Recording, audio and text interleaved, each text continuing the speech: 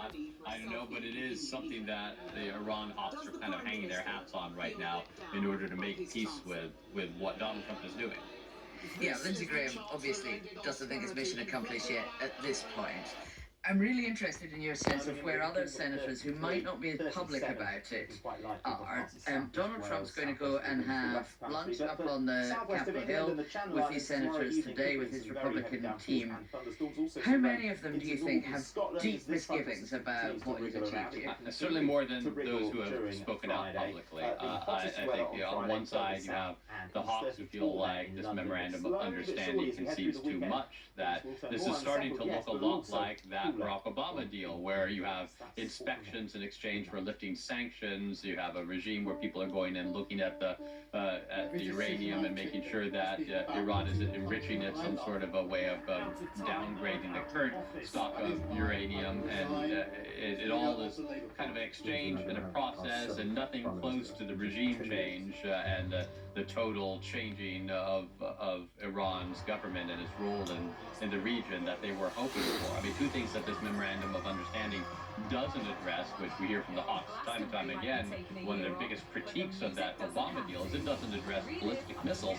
And Donald Trump just a few days ago said, well, they have to have some ballistic missiles. Everyone has missiles there, so they need to be able to have some military, which is kind of astounding to hear after he was calling for the total annihilation of Iran.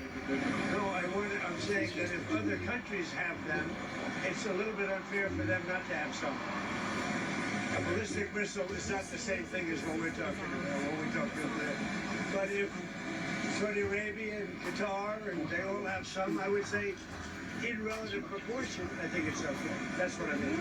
And then also Iran's role in supporting these proxies like Hezbollah and others in the region that have been destabilizing the area and causing problems for U.S. Arab allies in Israel for decades. And this doesn't really deal with any of that. So there's a concern that, well, what did this get us? If it just gets us back to where the U.S. was beforehand, the region was beforehand, with Iran's military definitely degraded, but no fundamental changes, then they're not going to be happy. They might make that a fair fine, of course.